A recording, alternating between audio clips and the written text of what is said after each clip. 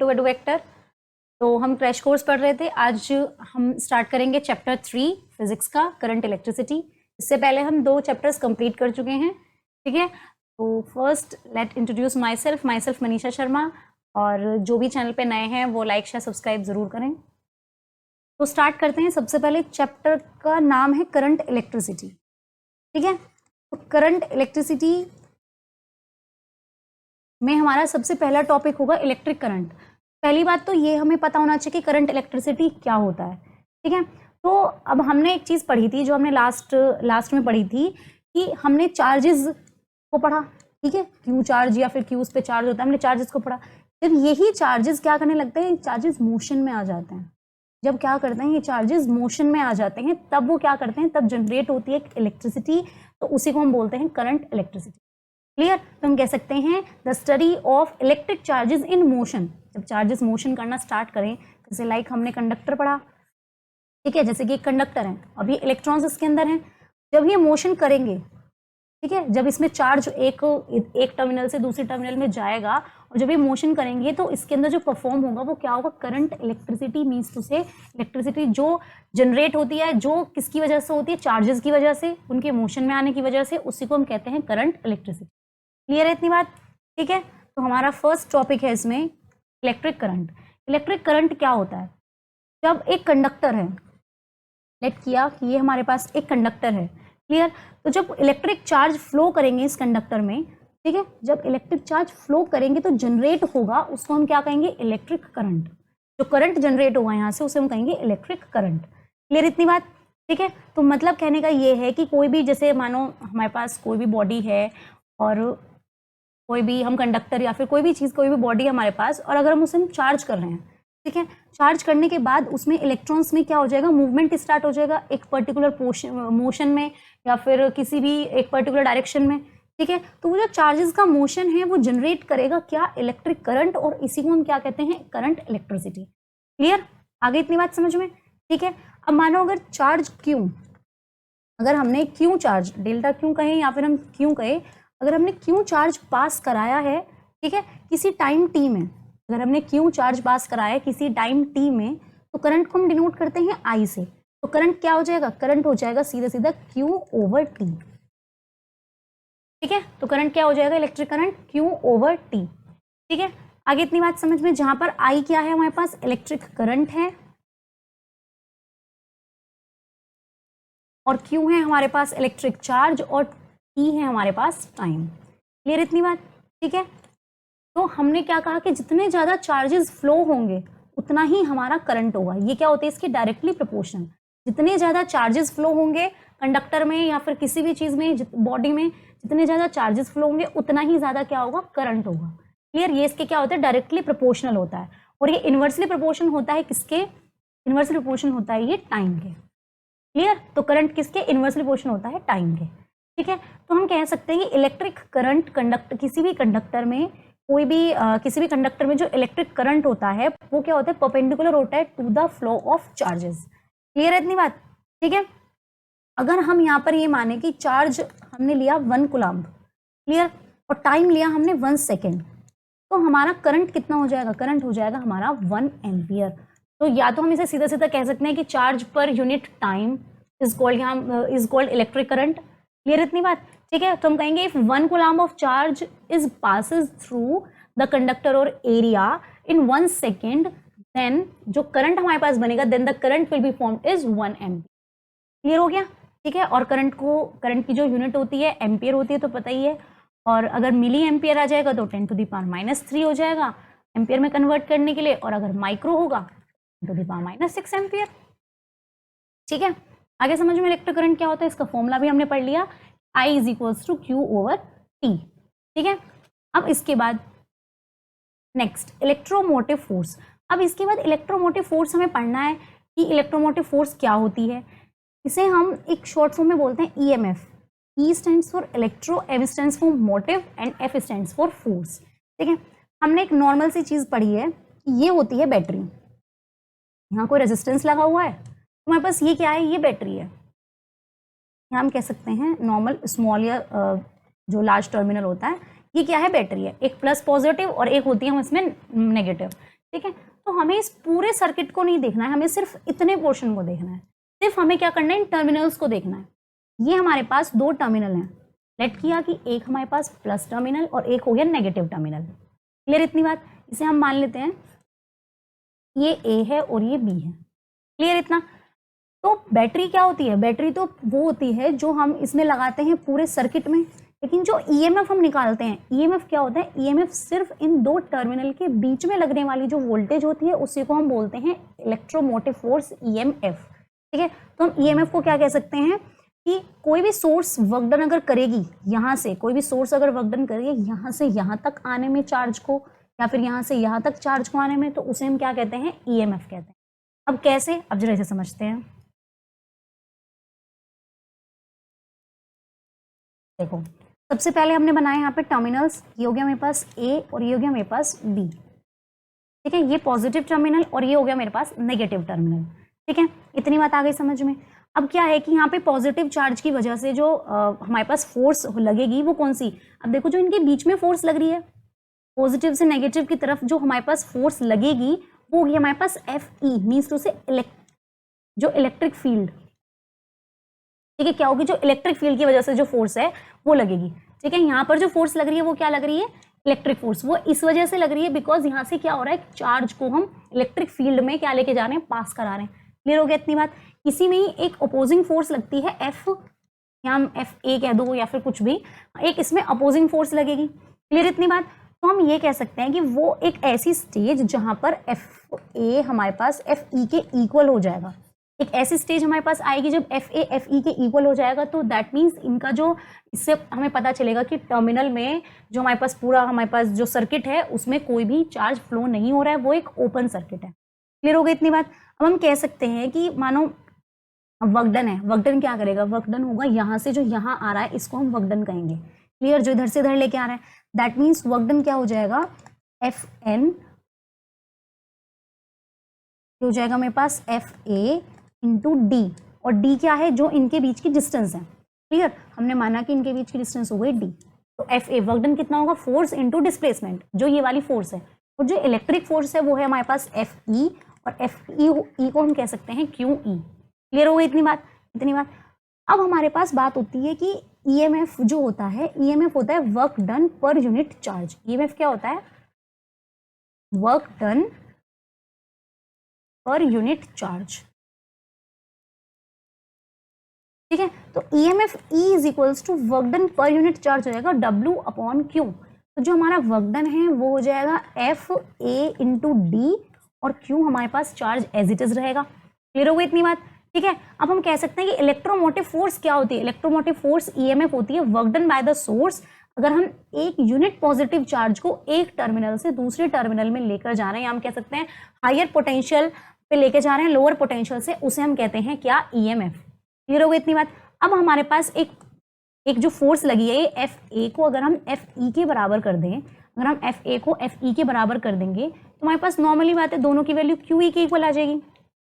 ठीक है, तो जो हमारे पास ईएमएफ होगा वो कितना हो जाएगा? Q E over Q, Q से क्यू कैंसिल।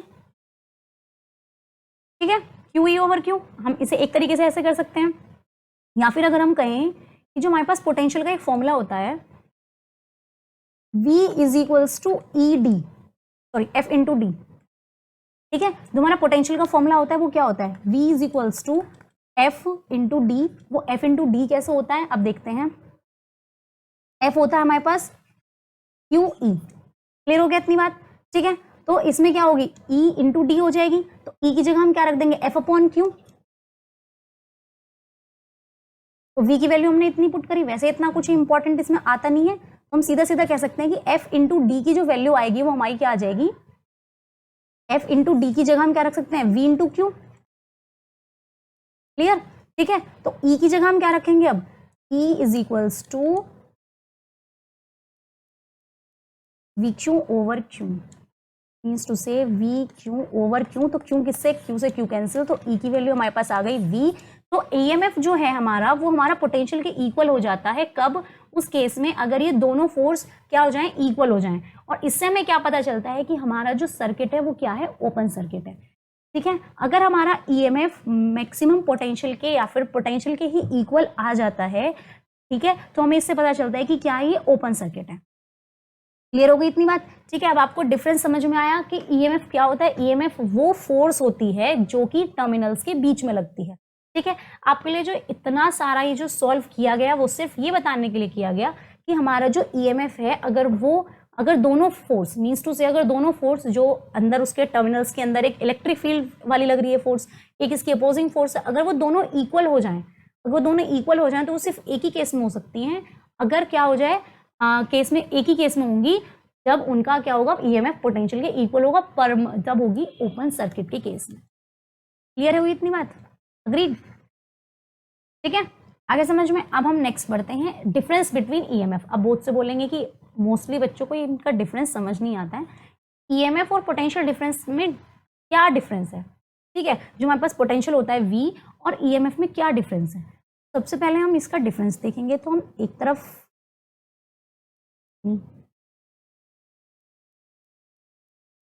तरफ हमने बताना है ईएमएफ के बारे में और एक तरफ हम आपको बताएंगे पोटेंशियल डिफरेंस के बारे में।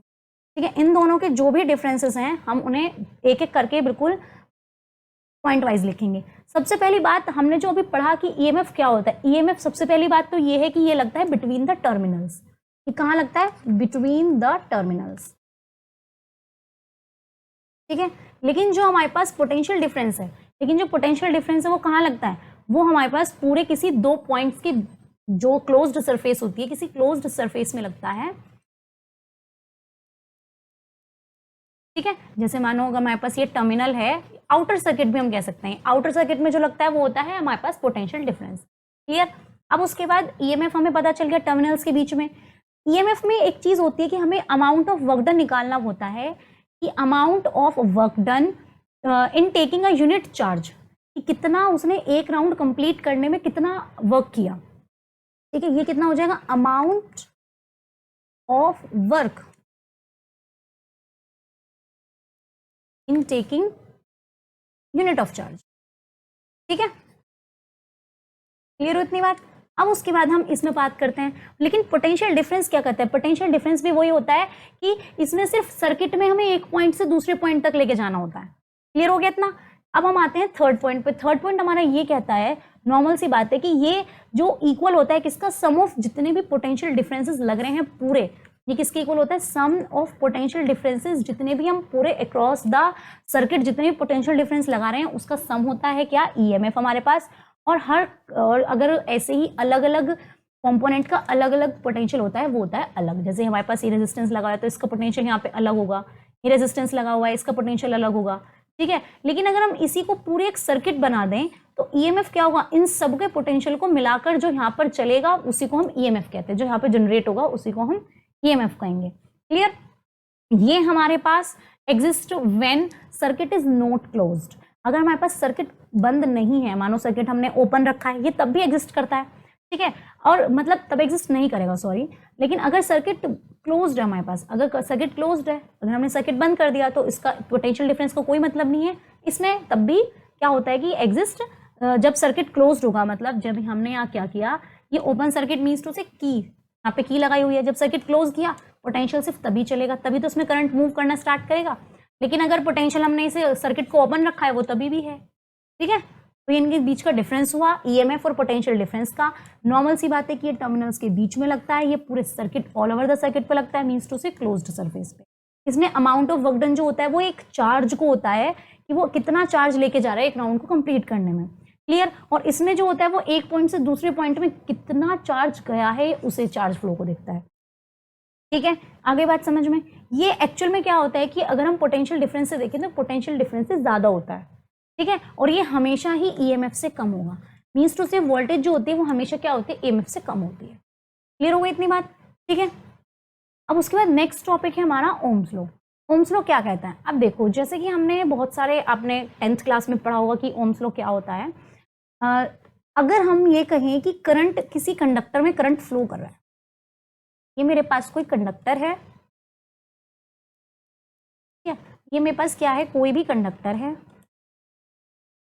और मैंने इसको क्या किया? एक वोल्टेज बैटरी से अटैच कर दिया। ठीक है, अब इसमें करंट फ्लो करना स्टार्ट कर रहा है। इसमें क्या किया, मैंने इसे क्लोज कर दिया और अब इसमें करंट फ्लो करना स्टार्ट हो गया। अब जैसे इसमें करंट फ्लो करना स्टार्ट होगा तो किसके प्रोपोर्शन हो जाएगा, जितना हम इसे यहाँ पोटेंशियल देंगे, जितनी हम इसे पोटेंशियल देंगे कि मानो हमने इसे 10 वोल्ट दिया तो उतना ही ज्यादा ये करंट इसके अंदर फ्लो करा सकता है। क्लियर। जैसे मानो हमने यहाँ पे सिर्फ 2 वोल्ट दिया तो ऑब्वियसली बात है भाई धीरे धीरे करंट होगा, इसमें थोड़ा बहुत करंट होगा, लेकिन अगर हमें बढ़ा के 100 वोल्ट कर दे तो ऑब्वियसली इसके अंदर करंट भी बढ़ जाएगा फिर। ठीक है, तो इसका मतलब ये है कि ओम्स लॉ सिर्फ यही बोलता है कि करंट अगर किसी कंडक्टर में फ्लो कर रहा है तो वो डायरेक्टली प्रोपोर्शनल होता है किसके, पोटेंशियल डिफरेंस, मतलब करंट के, मतलब पोटेंशियल डिफरेंस के, सॉरी, क्या होता है कि जो अगर करंट किसी भी कंडक्टर में फ्लो कर रहा है डायरेक्टली प्रोपोर्शनल होगा उसकी वोल्टेज के। क्लियर। ठीक है, तो V is directly proportional to I, तो हम प्रोपोर्शनलिटी का साइन हटाएंगे तो यहाँ पे आ जाता है R, जो हम R को कांस्टेंट बोलते हैं, और R की वैल्यू जो होती है हमारे पास, इसी को हम क्या कहते हैं, रेजिस्टेंस। और यही बात कही थी ओम्स लॉ ने, दिस इज ओम्स लॉ। ठीक है, और इस केस में सबसे बड़ी बात क्या होती है कि हमें क्या करना होता है, जितने भी हमारे पास इसके मतलब जो भी टेम्परेचर है या फिर जो भी फिजिकल कंडीशन है उन्हें हमें अनचेंज करना होता है सब, मतलब कि हर चीज को अनचेंज करके तब हमें करना होता है कि जितना इसमें करंट जाएगा, जितना पोटेंशियल जाएगा उतना ही करंट इसके अंदर मूव करेगा। क्लियर। लेकिन अगर हम इसी को रेजिस्टेंस को देखें तो ये होता है V/I। ठीक है, तो मीन्स टू से नॉर्मल से अगर मैं VI ग्राफ बनाऊं यहाँ पर, तो ये अगर मेरा V है और ये हमने I माना है, तो नॉर्मल कंडीशन में क्या है कि अगर हमें इसका रेजिस्टेंस या फिर कुछ भी चीज, तो इसका मतलब क्या है कि जितना हमने वोल्टेज को बढ़ाएंगे करंट भी उतना ही बढ़ेगा। तो जब भी सेम डायरेक्टली प्रोपोर्शनल की एक लाइन होती है वो ये होती है। ठीक है, इसका मतलब क्या होता है कि क्या है, ये डायरेक्टली प्रोपोर्शनल है। क्लियर हो गई इतनी बात। ठीक है, ओम्स लॉ ने यही कहा था कोई भी कि जब भी किसी हम कंडक्टर में देखते हैं और उसके अंदर करंट फ्लो कर रहा है, तब भी किसी कंडक्टर में करंट फ्लो करेगा तो वो डायरेक्टली प्रोपोर्शनल होगा उसकी वोल्टेज के। कब तक, सिर्फ जब तक कि हम टेम्परेचर को और जो भी फिजिकल कंडीशंस होती हैं उन सबको कांस्टेंट रखेंगे तब। Clear. And this is the Ohm's law, और वहां से हमें मिलती है रेजिस्टेंस की वैल्यू, रेजिस्टेंस का formula R is equals to V/I। Clear हो गया इतना। ठीक है, अब एक चीज और, अब जो प्रोपोर्शनैलिटी कांस्टेंट हमारा R है, जिसे हमने क्या कहा है, रेजिस्टेंस कहा है। ठीक है, रेजिस्टेंस की वैल्यू जो होती है वो V और I पर पूरी तरीके से क्या होती है, इंडिपेंडेंट होती है। V और I पर क्या होती है, इंडिपेंडेंट होती है। लेकिन ये रेजिस्टेंस जो है वो डिपेंड करता है किस चीज पर, ये इंपॉर्टेंट है ये पता लगाने के लिए कि डिपेंड वो किस किस चीज पे करेगा। सबसे पहली बात तो ये डिपेंड करेगा नेचर ऑफ कंडक्टर पर, कि कंडक्टर का नेचर किस टाइप का है, हमने कैसा लिया है, क्लियर, मतलब फुल कंडक्टिविटी उसकी कितनी ज्यादा है, हाई है, लो है। ठीक है इतनी बात। ठीक है, दूसरी बात डिपेंड करेगा हमने उसकी लेंथ कितनी है, हमने उसकी लेंथ कितनी ली है, हमने छोटा कंडक्टर लिया है या फिर हमने जो रेजिस्टेंस जो है वो कितना बड़ा है, रेजिस्टेंस ज्यादा में है मतलब कंडक्टर भी जो, ठीक है, तो उसकी क्या करेगा, डिपेंड। और दूसरी चीज थर्ड वन करेगा एरिया ऑफ क्रॉस सेक्शन पर, इस पर डिपेंड करेगा area of cross section. Means to say कि हमने जो कंडक्टर लिया है वो सर्कुलर फॉर्म में लिया है या फिर हम कह सकते हैं सिलेंड्रिकल फॉर्म में लिया है, उसका एरिया कितना आया है। ठीक है, तो वो किस पर डिपेंड करेगा, एरिया ऑफ क्रॉस सेक्शन पर भी डिपेंड करेगा। ठीक है, आगे समझ में, ये इसकी मेन पॉइंट्स हैं रेजिस्टेंस के। वैसे इतना कुछ नहीं है, आपने 10th क्लास में बहुत अच्छे से पढ़ा होगा। हम बात करते हैं, अभी मैं आगे भी इसमें फैक्टर्स बताऊंगी इसके। ठीक है, रेजिस्टेंस क्या होता है, रेजिस्टेंस अभी हमने पढ़ लिया। रेजिस्टेंस को अगर हम कहें तो क्या होता है, V/I। क्या होता है resistance, V/I। It is equal to the ratio of, क्या होता है, ratio, it is equal to the ratio of potential difference and current. Current और पोटेंशियल डिफरेंस के बीच का जो रेशियो होता है उसी को हम क्या बोलते हैं, रेजिस्टेंस। और इसकी SI यूनिट होती है ओम। ये सिंबल है इसका और सिंबल को हम बोलते हैं ओम। ठीक है, आगे समझ में। ऐसे अगर मैं 1 वोल्ट ले लूं पोटेंशियल डिफरेंस और करंट 1 एम्पियर ले लूं तो हमारे पास रेजिस्टेंस आ जाएगा 1 ओम। तो ये हो जाएगा मेरे पास 1 ओम का नया जो डेफिनेशन है। और कभी भी अगर हमें नॉर्मल वो किसी यूनिट की अगर आपसे डेफिनेशन पूछता है, किसी यूनिट की, मानो वो आपसे 1 एम्पियर की डेफिनेशन पूछ रहा है, 1 जूल की पूछ रहा है, 1 न्यूटन की पूछे, ठीक है, जैसे 1 ओम की, तो जितनी भी उसके अंदर क्वांटिटीज होती हैं उन्हें हमें क्या रख लेते हैं, हम उन्हें 1 वोल्ट रख लेते हैं और हमारा ऐसे आंसर आ जाता है। वो कैसे, अब देखो, अगर हमसे क्वेश्चन पूछा जाए अगर हमसे पूछा जाए डिफाइन 1 ओम, ठीक है। अब 1 ओम अगर आपको पता है कि ओम किसकी यूनिट है, सबसे पहले तो हमारा आंसर क्या होता है कि ओम यूनिट किसकी है, ओम से हमें पता चला कि ये रेजिस्टेंस की यूनिट है, ठीक है। अब उसके बाद दूसरा हमारा मेन मोटिव होता है कि रेजिस्टेंस का हमें क्या होना चाहिए, फॉर्मूला पता होना चाहिए। रेजिस्टेंस का फॉर्मूला कितना होता है, R is equals to V upon I। सही बात, इतनी बात आ गई समझ में। अब इन सब की क्या लिख लो, यूनिट लिख लो। रेजिस्टेंस की यूनिट लिखी हमने ओम, वोल्टेज की लिखी हमने वोल्ट, और करंट की लिख दी एम्पियर, और इन दोनों को करो 1 1, तो ये हमारे पास आ जाएगी 1 ओम की डेफिनेशन। अब डेफिनेशन कैसे बनानी है वो देखो। The resistance of a conductor is said to be 1 ohm. सिर्फ कब हो सकता है रेजिस्टेंस 1 ओम, सिर्फ if 1 ampere current flows through it on applying 1 volt voltage across its ends। Clear आ गया आपको समझ में, ठीक है। अगर हमें किसी भी चीज की ऐसी हमें डेफिनेशन बनानी होती है तो हम इसी तरीके से बनाएंगे, ठीक है। अगर वो आपसे बोले यहाँ पे आके 1 एम्पियर की बताओ, तो 1 एम्पियर की हम इजीली बता सकते हैं। करंट हम यहाँ लेगा, ये हो गया V अपॉन R, तो V अपॉन R का मतलब क्या हुआ, 1 वोल्ट 1 ओम, ठीक है। तो हम सीधे सीधे कह सकते हैं if 1 volt potential difference is passed through 1 ohm resistance, then we get 1 ampere current, या हम कह सकते हैं then 1 ampere current flows through the conductor। आगे इतनी बात समझ में। अगर हमें 1 किसी यूनिट की निकालनी होती है डेफिनेशन, तो हम उसी तरीके से सॉल्व करते हैं। क्लियर, ठीक है, आगे समझ में। अब एक चीज और, अब कुछ रेजिस्टेंसेस होते हैं ऐसे जिनका पता होना चाहिए हमें, जो कि शायद आपके यूज में आ जाएं। सबसे पहली बात, अगर वो आपसे कहे नॉर्मली कि वेरिएबल रेजिस्टर है, अगर वो आपसे कह रहा है कि क्या है, वेरिएबल रेजिस्टर है, तो वेरिएबल रेजिस्टर का होने का मतलब नॉर्मल ये होता है, इस पे एरो। मैंने आपको लास्ट वीडियो में बताया था कि अगर किसी भी कैपेसिटर हो या फिर हम कह सकते हैं रेजिस्टेंस हो, अगर कहीं पे भी ऐसे एरो का साइन है, तो इसका मतलब ये है कि वो वेरिएबल है, मतलब वो चेंज हो सकता है। क्लियर। अगर वो आपसे नॉर्मली फिक्स्ड रेजिस्टर के बारे में पूछ रहा है, तो फिक्स रेजिस्टर नॉर्मल इतना होता है, ठीक है, इसका मतलब होता है कि ये फिक्स्ड है। क्लियर हो गया इतना, ठीक है, आगे समझ में। अब उसके बाद हम नेक्स्ट जो पढ़ेंगे, अब हमारा आता है फैक्टर्स अफेक्टिंग द रेजिस्टेंस। अब वो फैक्टर्स हमें बताने हैं जो कि रेजिस्टेंस को अफेक्ट करते हैं। तो हम जैसे कि अभी बता भी चुके हैं, बट फिर भी हम स्टार्ट करते हैं फिर से।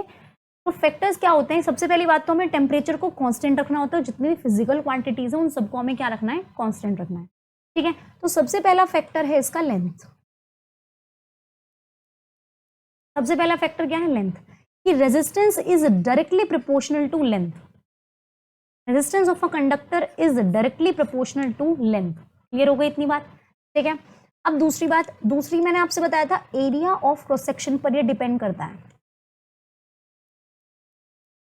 एरिया ऑफ क्रॉस सेक्शन पे अभी हम देखेंगे कि लेंथ पर किस तरीके से डिपेंड करता है। लेंथ पे इस तरीके से करेगा कि जितना ज्यादा हमारे कंडक्टर की लेंथ होगी, उतना ही ज्यादा उसके अंदर रेजिस्टेंस होगा, ठीक है, उतना ही वो करंट को फ्लो होने के लिए एक डिस्ट्रैक्शन जनरेट करेगा। क्लियर हो गया। रेजिस्टेंस का मतलब होता क्या, रुकावट, इंटरफेरेंस, एक तरीके से रुकावट, ठीक है। तो जितनी ज्यादा लेंथ होगी उतना ही ज्यादा क्या होगा, उसका रेजिस्टेंस होगा किसी भी कंडक्टर का। क्लियर।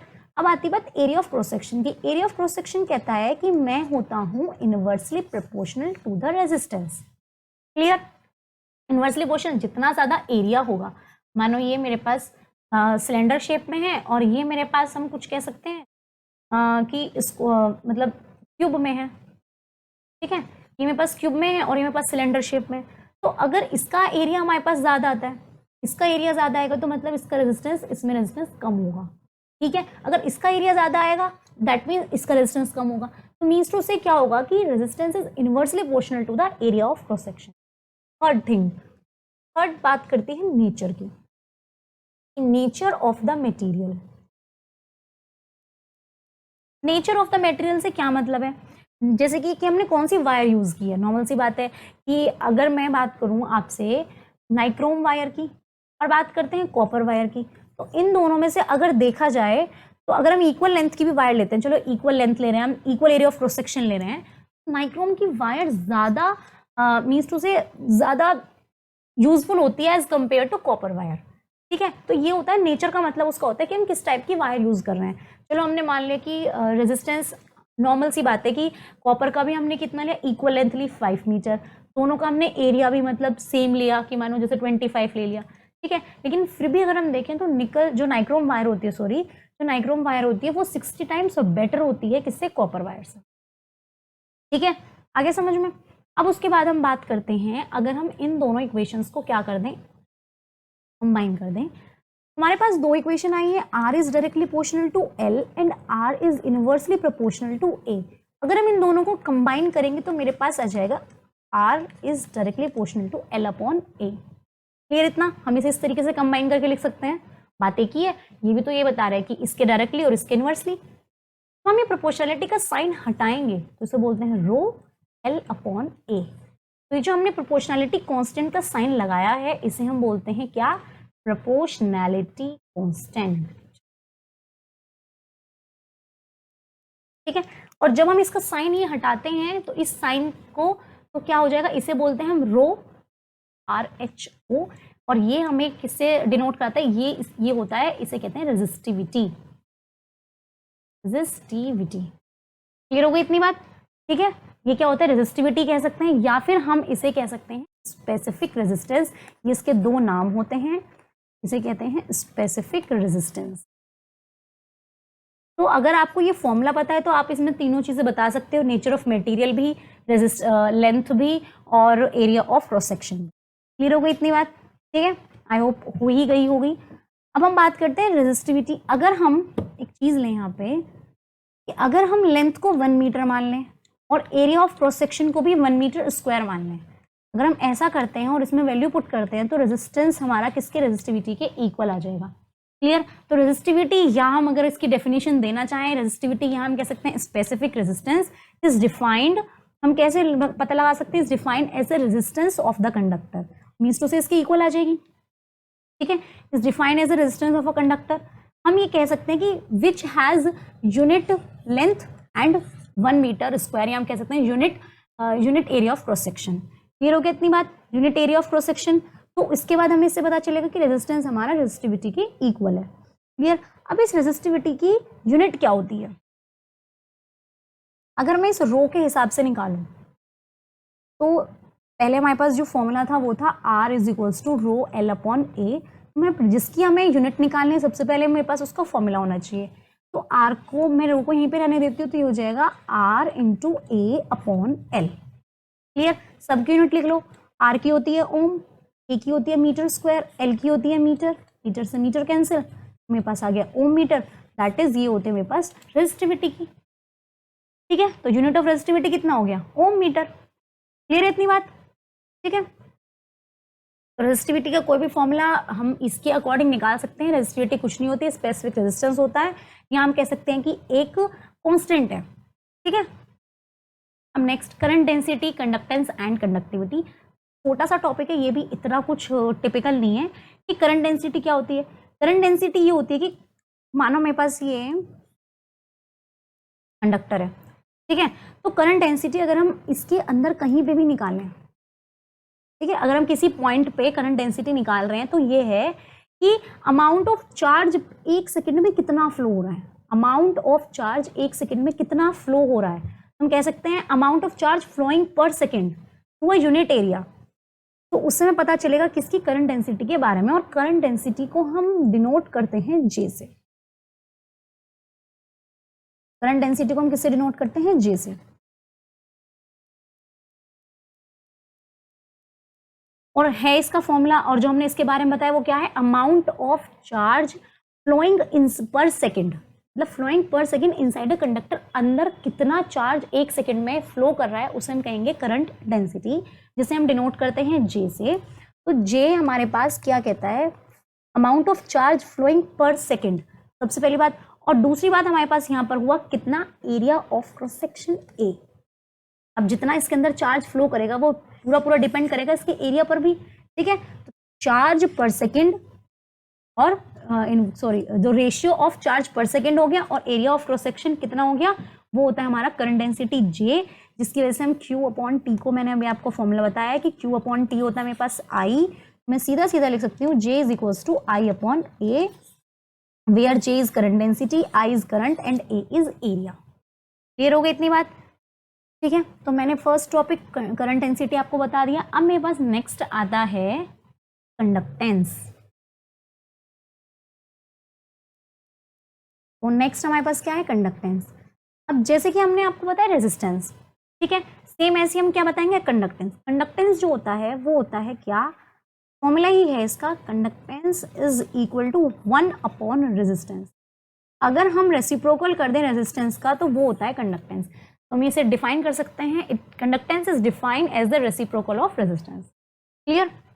दूसरी बात, इसे हम डिनोट जो करते हैं कंडक्टेंस को, इसका जो डिनोट करेंगे वो है मेरे पास G, और तो G हो जाएगा is equals to 1 upon R। Clear हुआ इतना?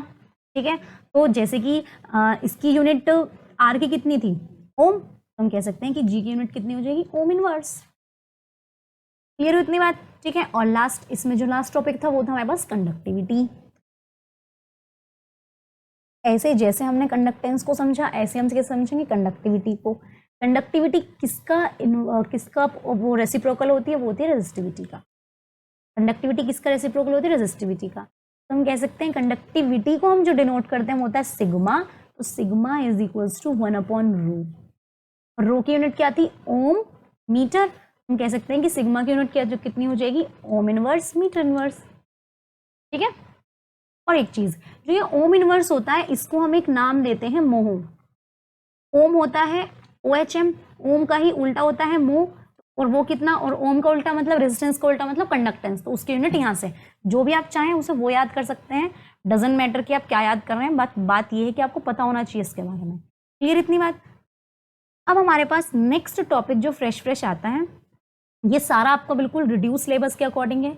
जितने टॉपिक्स, हालांकि इसमें से बहुत सारे टॉपिक्स एडिट हुए हैं, कट हुए हैं, तो मैंने सारे जो नहीं हैं वो मैंने इसमें नहीं पढ़ाने वाली हूँ। सिर्फ वही जो इंपॉर्टेंट है सिर्फ वही बताए जाएंगे। ठीक है, जो अकॉर्डिंग टू रिड्यूस सिलेबस ही पूरा आपको क्रैश कोर्स कराया जाएगा। तो नेक्स्ट टॉपिक है, इसके बीच में जो हमारे कलर कोडिंग आती हैं वो सब कट हो गई हैं इस बार। तो नेक्स्ट है हमारे पास internal resistance of a cell. अगर हमें किसी सेल का इंटरनल रेजिस्टेंस निकालना है तो वो क्या होता है? ठीक है, अब देखो, अब टर्मिनल हमने सेल का देखा, जो अगर मैं कहूँ इसके जो बाहर जो पोटेंशियल है, जो बाहर वोल्टेज है वो तो है V, जो इसके अंदर है वो है मेरे पास EMF। अब बात कर रहे हैं कि ठीक है, तुम्हारे पास बाहर की भी वोल्टेज पता चल गई V होती है, अंदर तुम्हारे पास EMF पता चल गया कि E होता है। क्लियर? तो इसने पूछा है कि इंटरनल रेजिस्टेंस क्या होता है। अब नॉर्मल सी बात है कि वो रेजिस्टेंस जो इलेक्ट्रोलाइट ऑफ अ सेल, जिससे कि मतलब कि जो सेल के अंदर जो रेजिस्टेंस होता है इनके टर्मिनल्स के बीच में, मतलब नॉर्मल सी ये है, तो इनके अंदर वो करंट फ्लो हो रहा है। ठीक है, इनके अंदर क्या हो रहा है? करंट फ्लो हो रहा है। क्लियर? वो रेजिस्टेंस जो इस करंट को फ्लो होने में यहाँ पर देखना पड़ेगा, या वो रुकावट, या हम कह सकते हैं वो रुकावट या वो हिंड्रेंस जो इन दोनों टर्मिनल्स के अंदर जो करंट फ्लो हो रहा है उसको मिलेगा। ठीक है, उसे हम कहते हैं उसका इंटरनल रेजिस्टेंस। क्लियर हो गई इतनी बात? अब जैसे कि एक बात बताऊं, मानो जैसे बाहर वाले आउटर सर्किट को अगर हम देखें, आउटर सर्किट में क्या कर रहे हैं, उसे ये जो आउटर सर्किट की वोल्टेज है उसे ये हिंड्रेंस मिला, ये हिंड्रेंस मिला, सीधी सीधी सी बात है। ठीक है, चलो उसे ये हिंड्रेंस मिला तो हमने इसे सिंपल रेजिस्टेंस बोला R। क्लियर? अगर मैंने कहा कि टर्मिनल्स के बीच में भी तो करंट पास होगा, यहाँ पे करंट जा रहा था तभी ऐसा हुआ, यहाँ पे भी करंट पास हुआ, अब यहाँ पे भी मानो रेजिस्टेंस है। ठीक है, इसके न्यूमेरिकल्स भी मैं आपको इसके बता दूंगी कि किस तरीके से यूज करते हैं, अभी रिलेशन भी बताएंगे इसके बारे में।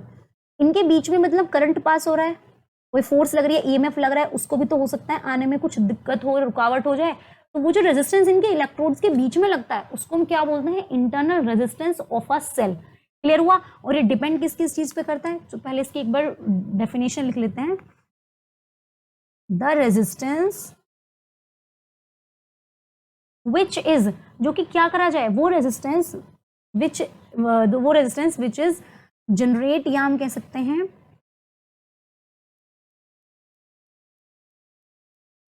बिटवीन द इलेक्ट्रोड्स, जो इनके इलेक्ट्रोड से हम कह सकते हैं टर्मिनल्स के बीच में जो जनरेट हो रहा है रेजिस्टेंस, उसे हम क्या कहते हैं? Resistance which is generate between the electrodes, इनके बीच में जो रेजिस्टेंस बन रहा है टू फ्लो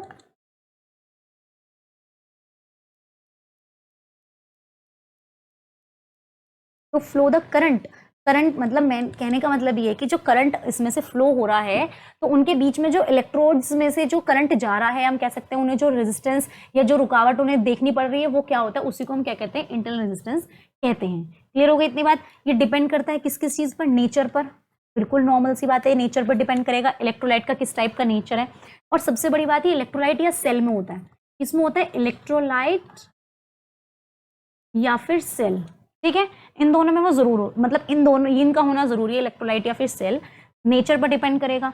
डायरेक्टली प्रोपोर्शनल, सबसे इंपॉर्टेंट चीज है कि डायरेक्टली प्रोपोर्शनल होगा इंटरनल रेजिस्टेंस किसके, कि इसमें कंसंट्रेशन के, इलेक्ट्रोलाइट की कंसंट्रेशन के डायरेक्टली क्या होगा, प्रोपोर्शनल होगा। क्लियर हुआ इतना। और डायरेक्टली प्रोपोर्शनल होगा कि कितनी इन दोनों के बीच में डिस्टेंस है।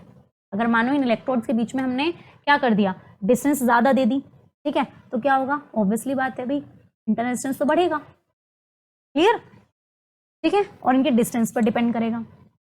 अब उसके बाद जो हमारे पास दूसरा ऑप्शन आता है वो आता है कि इनका एरिया, एरिया पे करेगा कितना कितना, इनवर्सली प्रोपोर्शनल, सीधा सीधा। और लास्ट जो होता है, जो इंपॉर्टेंट क्वेश्चन है जो कि पूछा ही जाता है, वो ये है कि वो टेम्परेचर पर भी डिपेंड करेगा। एक छोटा सा फॉर्मूला है नॉर्मल सा कि internal resistance is equal to, आप इसे याद रख लेना, CAD/AT।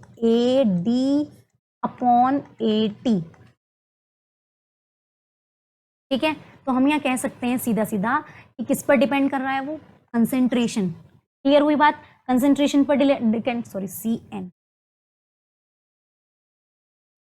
ठीक है, कंसेंट्रेशन पर डिपेंड करेगा, और जो नेचर है और जो डिस्टेंस है इन पर तो करेगा डायरेक्टली प्रोपोर्शनल, और जो दोनों हैं टेम्परेचर और एरिया, इन पर करेगा इनवर्सली प्रोपोर्शनल इंटरनल रेजिस्टेंस। आप अगर इस चीज को याद रखेंगे तो ये ज्यादा इंपॉर्टेंट है और आपको इससे समझ में जरूर इजीली आ जाएगा। बिकॉज मोस्टली जो जितनी भी चीजें हमने पढ़ी अब तक उनमें हमने टेम्परेचर को कांस्टेंट ही माना है, लेकिन जो इंटरनल रेजिस्टेंस है उसमें टेम्परेचर के बढ़ाने घटाने से इफेक्ट पड़ता है, क्योंकि इसके इनवर्स, अगर हम टेम्परेचर को बढ़ा देंगे तो इंटरनल रेजिस्टेंस हमारा इसको इफेक्ट करेगा और इसकी वैल्यू हो जाएगी कम। क्लियर है, लेकिन अगर हम टेम्परेचर को कम करते हैं तो इंटरनल रेजिस्टेंस क्या हो जाएगा, इंक्रीज हो जाएगा। ठीक है, इतनी बात। ठीक है, अब इसके बाद हमारे पास जो मेन टॉपिक है वो ये है कि relation between internal resistance, EMF and potential difference of a cell. अब हमने इन तीनों को अलग अलग तरीके से पढ़ा है, हमने इन तीनों को क्या पढ़ा है, अलग अलग तरीके से। इंटरनल रेजिस्टेंस पढ़ा है वो अलग है, पोटेंशियल डिफरेंस पढ़ा है वो अलग है, और EMF अलग है। ये तीनों चीजें हमें पता होनी चाहिए। इंटरनल रेजिस्टेंस को डिनोट करते हैं हम R से, R को हमने मान लिया क्या होता है, इंटरनल रेजिस्टेंस। ठीक है, EMF हम E कह सकते हैं, ये हो गया मेरे पास EMF, और हम ये V बोल सकते हैं किसे, पोटेंशियल डिफरेंस को, ED। तो हम कह सकते हैं कि हम जो निकाल रहे हैं वैल्यू वो है relation between R, E and V। Clear, अब उनके बीच का रिलेशन निकालो। तो सबसे पहले हम बना लेते हैं एक सर्किट।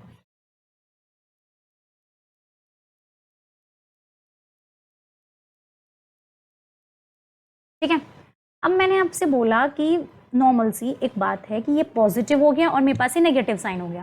क्लियर इतनी बात। ठीक है, ये मैंने इसको बोल दिया R है। अब इसे मैंने क्या किया, इसे मैंने एक ब्लॉक में इस तरीके से आपको बता दिया। ये वाला रेजिस्टेंस मेरे पास स्मॉल r था, लेकिन ये जो रेजिस्टेंस है ये सिर्फ इस सेल का है। हमने इन दोनों को मिलाकर क्या बना दिया, सेल, या हम कह सकते हैं इलेक्ट्रोलाइट, जो कि मैंने आपसे कहा था कि ये जो इंटरनल रेजिस्टेंस होगा वो सेल या इलेक्ट्रोलाइट में से ही होगा। क्लियर, इन दोनों को हमने क्या करा, ये R है मेरे पास और ये बैटरी है, ये हमारे पास बैटरी हो गई और ये होगा R। तो ये मतलब ये जो रेजिस्टेंस है वो रेजिस्टेंस इसका रेजिस्टेंस है।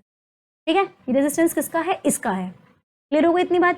ठीक है, तो हम ये नॉर्मल कह सकते हैं, ये हो गया मेरे पास E, लेकिन जो पूरी इसके अंदर वैल्यू जो जाएगी वो होगी हमारे पास वोल्टेज, वो हो गया मेरे पास करंट I। क्लियर हो गई इतनी बात। अब सबसे पहले हमने जो EMF की जो वैल्यू निकाली थी, हम सबसे पहले वहां जाते हैं। E तो हमें पता ही है, E क्या होता है, EMF क्या होता है, वर्क डन जो भी होता है कि वर्क डन कितना हो रहा है, एक यूनिट चार्ज को पूरे सर्किट में लेके आने में जितना वर्क डन होगा उसी को हम क्या कहेंगे, EMF कहेंगे। फिर इतनी बात। ठीक है, अब इसके अंदर जो पोटेंशियल जाएगा, इसके अंदर पोटेंशियल जाएगा, हम कह सकते हैं जो वर्क डन होगा वो कितना होगा, कि work done by carrying a unit positive charge, हम कह सकते हैं कहाँ से, इस ए से, मानो ये पॉइंट मेरे पास ए है और ये पॉइंट मेरे पास बी है, क्लियर हो गई इतनी बात। अब सिर्फ इस बाहर वाले से जो जाएगा, तो पहला वक्तन ईएमएफ क्या बोला था मैंने कि सबका सम होता है, ठीक है। तो पहला ईएमएफ मतलब हो जाएगा सम, मतलब ये वाला भी और ये वाला। तो मैंने मान लिया कि जो वर्कडन इस बाहर वाला रेजिस्टेंस आर की वजह से जा रहा है, मानो उसमें कितना हो गया मेरे पास, वी हो गया पोटेंशियल, ठीक है। और जो इस अंदर वाले का है उसका भी मैंने टोटल पोटेंशियल मान लिया कितना, जो इस अंदर वाले में वी डैश, और इसी को हम बोलते हैं क्या, ईएमएफ। ईएमएफ मैंने आपसे इसीलिए पहले बताया था कि वो सम ऑफ जितने भी उसके अंदर जितना वर्क डन हो रहा है वो इसके इक्वल होता है ईएमएफ, जितने पोटेंशियल के अकॉर्डिंग वर्क हो रहा है, ठीक है। अब ओम्स लॉ की हेल्प से हमें पता है V is equals to I R होता है, सीधा हम पुट कर देंगे, और 20 वाले V की वैल्यू तो हो गई आई आर। बहुत ध्यान समझना क्योंकि इतना मुश्किल नहीं है। तो V डैश कितना है, वो है ये वाला, वो कितना है I, करंट तो I आ रहा है लेकिन रेजिस्टेंस कितना है R, हम कहेंगे इसे I स्मॉल r। क्लियर हो गई इतनी बात, ठीक है। तो अब जब मैंने इसमें वैल्यू पुट करी है तो E is equals to I R plus I R, that means I R plus R. हम ये कह सकते हैं ये किसकी वैल्यू हो गई, ईएमएफ की, ठीक है। आगे समझ में, ये किसकी वैल्यू हो गई, ईएमएफ की। तो अगर मुझे सीधा सीधा यहाँ से करंट, ईएमएफ की वैल्यू है, अगर हमें सीधा सीधा यहाँ से करंट निकालना हो तो मैं कह सकती हूँ कि EMF upon small R plus capital R, where is EMF, small R is internal resistance and capital R is external resistance. Clear, ठीक है। अभी हमने एक चीज देखी कि फॉर्मूला होता है V is equals to I R, current तो सेम है, पूरे उसमें सेम ही जा रहा है। अब क्या निकालेंगे हम, पोटेंशियल V, क्योंकि हमें क्या लिखना है, हमें इसमें देखना है इंटरनल रेजिस्टेंस के बीच में ईएमएफ के और पोटेंशियल डिफरेंस के। हमने इसमें क्या किया कि हमने इंटरनल रेजिस्टेंस और पोटेंशियल, सॉरी ईएमएफ के बीच में तो रिलेशन आ गया, लेकिन फॉर्मूला होता है V is equals to I R. I की वैल्यू हम यहाँ पे पुट करेंगे और क्या रख देंगे, R रख देंगे। मेरे पास फॉर्मूला आ जाएगा सीधा सीधा कि V is equals to E R upon R plus R. Clear हुआ ना, ठीक है। अगर वो ऐसे हमसे बोल रहे हैं कि V की वैल्यू निकालो तो ये निकाल दी, लेकिन अगर हमसे पूछा है कि V डैश की वैल्यू निकालो, अच्छा ठीक है, V डैश कितना होता है आई आर, ठीक है, कितना होता है आई आर, तो नॉर्मल सी बात है, फिर इसमें वैल्यू पुट कर दो into R upon R plus R. It is all up to you किस तरीके से आपको इसमें इसकी वैल्यू पुट करनी है, किस तरीके से रखनी है। अगर आपसे इंटरनल रेजिस्टेंस की ही वैल्यू मांग ले, अगर आपसे पूछा है सीधा सीधा कि इंटरनल रेजिस्टेंस बताओ कितना होगा या फिर एक्सटर्नल रेजिस्टेंस बताओ, नॉर्मल सी बात है कि इन दोनों को फिर वही वाला ऑप्शन करना पड़ेगा। ये हो गया R plus R is equals to E R, हो जाएगा V dash R plus V dash small R is equals to E R. निकालने किसकी वैल्यू है, इंटरनल रेजिस्टेंस की, ठीक है। तो V dash R is equals to E minus V dash R. तो किसी की वैल्यू निकालनी है तो स्मॉल, अगर स्मॉल वाले की निकालनी है तो सीधी सीधी आ गई वी डैश आर ओवर, ठीक है। तो वो बिल्कुल डिपेंड करेगा किस तरीके से आपको वैल्यूज उसमें दी हुई हैं। क्लियर। अब अगर हमने कह दिया कि ये सेल जो है वो ओपन सर्किट पे है, अगर हमने बोला कि केसी मान लेते, चलो कि अगर हमने कह दिया कि cell is in open circuit, open circuit का मतलब है कि स्विच क्लोज्ड है, क्या है कि स्विच क्लोज्ड है। क्लियर। तो अगर हमने स्विच क्लोज किया तो ऑब्वियसली बात है अभी करंट तो कहीं जाएगा ही नहीं, करंट तो है ही नहीं, और जब करंट ही नहीं है पूरा पोर्शन, एक पोर्शन खत्म ही हो जाएगा बिल्कुल ही, इस वाले से तो करंट खत्म हो जाएगा। जब करंट खत्म हो जाएगा तो हम बात सीधी सीधी कह सकते हैं कि जो V है वो हमारा E के इक्वल आ जाएगा। ये बात मैंने आपको भी समझाई है, पीछे प्रूफ भी करके दिखाई है, ठीक है। तो इसका मतलब जब करंट, इसीलिए होता है कि ओपन सर्किट में क्या होता है, पोटेंशियल हमारा ईएमएफ के इक्वल आ जाता है, ठीक है। आगे समझ में। अब उसके बाद अब नॉर्मल सी बात है कि जो पोटेंशियल डिफरेंस है जो हमारे टर्मिनल्स क्लोज्ड सर्किट में, वो हमेशा क्या होता है, ईएमएफ से लेस ही होता है। ईएमएफ हमेशा ज्यादा ही होता है, बिकॉज अगर हम इसके अकॉर्डिंग में देखें तो ईएमएफ क्या आ रहा है, ज्यादा आ रहा है। क्लियर, ठीक है। एक और इसका फॉर्मूला होता है जो कि इस बात को प्रूफ करेगा। अब एक बात देखो, हमने फॉर्मूला देखा V is equals to E minus V dash. Clear. और वी डैश की वैल्यू होती है स्मॉल आई आर। अगर हमें इतने बड़े से भी नहीं जाना तो वी डैश की वैल्यू कितनी होती है, E minus small I R. Clear इतना, ठीक है। अब हम क्या करेंगे, सीधे सीधा यहाँ से आर की वैल्यू निकाल लो, तो क्या V, सॉरी मेरे पास E minus V is equals to R, और यहाँ पे कितना आ जाएगा मेरे पास I। क्लियर। और अगर हमें इस I की वैल्यू ही रखनी है, I is equals to V upon R होता है, तो I इज इक्वल्स टू, तो देखो इसमें क्या हो रहा है, सबसे पहली बात इस यहाँ जाने की जरूरत ही नहीं है। तो मैंने आपसे क्या कहा कि EMF क्या होता है, कम होता है वोल्टेज से। EMF वोल्टेज से कम हो रहा है, मतलब इसमें से माइनस हो रहा है, तभी तो इसमें से वोल्टेज से कम हो रहा है ये। क्लियर। तो ये वाली बात हमारी यहाँ से प्रूफ हो गई, और ये वाली बात भी यहाँ से प्रूफ हो जाएगी कि अगर करंट जीरो हो जाएगा तो क्या हो जाएगी, अगर करंट इस केस में जीरो हो गया, स्टैंडर्ड फॉर्मूला हमारा ये है, अगर हमने करंट इस केस में जीरो कर दिया, दैट्स वाई हमारे पास क्या हो जाएगा कि potential difference is equal to the EMF of the cell. Clear इतनी बात, ठीक है। तो thank you all of you, जो भी हमने इसमें आज पढ़ा है सब भी सिर्फ छोटी छोटी बातें पढ़ी हैं, बिकॉज बहुत सारा पढ़ना भी इस चैप्टर से बाकी है, ये बहुत लेंदी चैप्टर है ये। क्लियर। अभी हमने सिर्फ रेजिस्टेंस देखा है, और रेजिस्टेंस है, इंटरनल रेजिस्टेंस है, पोटेंशियल डिफरेंस, मतलब बहुत छोटे छोटे